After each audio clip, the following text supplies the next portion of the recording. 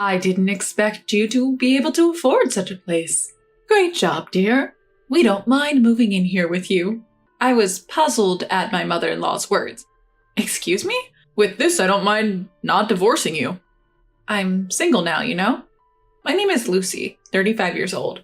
I'm a doctor at a women's health clinic. I live 15 minutes drive away from my workplace in a nice apartment complex, where I live with my husband William and his parents. I married William 5 years ago. At that time, he told me, "If we get married, we'll have to live with my parents. I'm an only child, and I have to take care of them." I knew from the time I was dating William that he was an only child, and I was prepared to live with that, so I replied, "Of course, that's not a problem." So, when I married William, we rented a slightly larger apartment and started living with his parents. When we first started living together, his parents told me, "You're a doctor, Lucy, and must be busy, right? Your father-in-law and I will take care of the household chores and the other things. Just focus on your work." They took care of all the cooking, cleaning, and other chores. Thanks to that, I was able to concentrate on my work. I thought the same was true for William. But half a year later, that drastically changed. Suddenly, William quit his job. Startled, I asked him, "What happened? Why did you quit?" Then, William said, "Well, I think I've done enough. I want to quit here to take a break, and then start again. Plus, even if I quit, we won't have trouble making ends meet with your earnings." Why would you do something like this without discussing it with me? You can't guarantee that you'll find another job, right? What if something happens to me? "There's no point in saying things like that. We have savings, so we'll be fine." Fine, but then the one who stepped into the conversation was my mother-in-law. "Now, don't be so hard on him, Lucy. William has been working hard so far, so he deserves a little break, don't you think? All you have to do is make up for his absence by working harder." Her words left me speechless. I had also been working hard, and how on earth was it fair to suggest that I should work even harder while William took a break? That's ridiculous. It's not like William was the only one having a tough time. At my words, my mother-in-law's face changed. Suddenly, she raised her eyebrows and said, "Now, let me tell you something, Lucy. You're not the only one who has it tough. While you were at work, your father-in-law and I were taking care of the house. We were also working. That, too, without any breaks. If you're going to talk like that, we'll stop doing all the household chores. You can manage on your own from now on." What?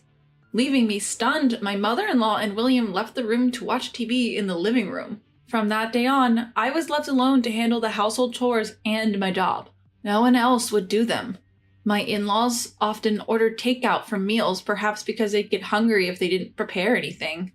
And they would often order expensive dishes like sushi and soon started demanding me to leave more money for food expenses. "Lucy, please, leave enough money for us to eat. Do you want us to starve? Please try to cut down on the food expenses." Even when I asked them to cut down on the food expenses, my mother-in-law would retort, "How cruel of you to ask us to cut down on food expenses while we're staying home without any luxuries. Learn to take care of your in-laws." "I didn't know you were such a cold person. Maybe we should get a divorce," he said. I was so fed up that I started leaving more money for food, and my in-laws and William lived a life of eating whatever they wanted. One day, during my work break, I went to a gas station near my hospital to do some quick shopping. When I was about to pay at the counter, I realized I didn't have my card. It also seemed like there was less money in my wallet. For a moment, I was puzzled, and then I rushed home immediately after work. When I got home and rushed into the living room, there was a brand new large television. "Oh, welcome back, Lucy. You're early today." "Why are you in such a rush?" "Oh, Lucy, isn't it nice?" All three of them had malicious smiles on their faces. "What is this? How did you afford this?" "We had savings, obviously." "Savings?" That's when my mother-in-law spoke up. "Oh, Lucy, we didn't know you were saving so much for us. You should have told us earlier if you're going to be such a dutiful daughter-in-law. Now we can buy a lot more things. You finally proved yourself useful as a daughter-in-law." I found my card on the table. "My card? So, did you lose my savings? But how did you get the PIN?" "It's not hard to figure it out. It's only natural. We're married after all." My mother-in-law looked pleased, said, Oh, you really do love William, using his birthday as the pin. Honestly, I thought you didn't care about him at all, but you've proved me wrong. But it's not that I set the pin thinking of William, I just hadn't changed it since we got married. There's no way I could love William as he is now. Then, my mother-in-law and William, getting carried away, said, "Well, you haven't acted right as a daughter-in-law so far, so there's no point in making a fuss about this. The only way you can honor us is with money. Just quietly hand over your savings to us. From now on, please hand over $4,000 a month. From now on, don't squirrel away your money behind our backs. Make sure to give us our fair share," William had the audacity to add. Infuriated by their brazenness, I retorted, "This isn't a joke. Why should the money I earned go to your pocket money? If you want money so badly, work for it. This goes for you, mother-in-law and father-in-law too. Please have some decency and think about the household finances before you try to extort my money." Stunned, the three of them fell silent for a moment, but it didn't take long for my in-laws to snap back. "What an insolent daughter-in-law you are. Is that how you address your mother-in-law? We can't sense any gratitude. We don't need a daughter-in-law like you for anything other than money." "What an audacious remark from a daughter-in-law whose only worth is her money. There's a limit to disrespect," fumed my father-in-law. "Enough of your nonsense," William yelled and went to his room. I thought he had gone for good, but he came back to the living room holding a piece of paper which he thrust at me. "I have something for you." It was a divorce paper. What's more, William's name, as well as my in-laws' names, were duly filled in the witness section. "Go ahead. File it if you dare. But you will have to move out of this condo. I can't be living with a stranger, you see." Unlike his wife, William is competent. "Lucy, we can forgive your rudeness as a slip of the tongue now. But from now on, if you talk back to us even once, we'll really have William divorce you." The three laughed their souls out. The sight got my blood boiled with anger. But so did an equal measure of joy. But it's too early to get back at them. Suppressing my urge to leap for joy, I said, "Well, I'll start moving out some of my stuff and other essentials," and headed for my room. My in-laws and William looked puzzled. Did they think I would apologize out of desperation if they mentioned divorce?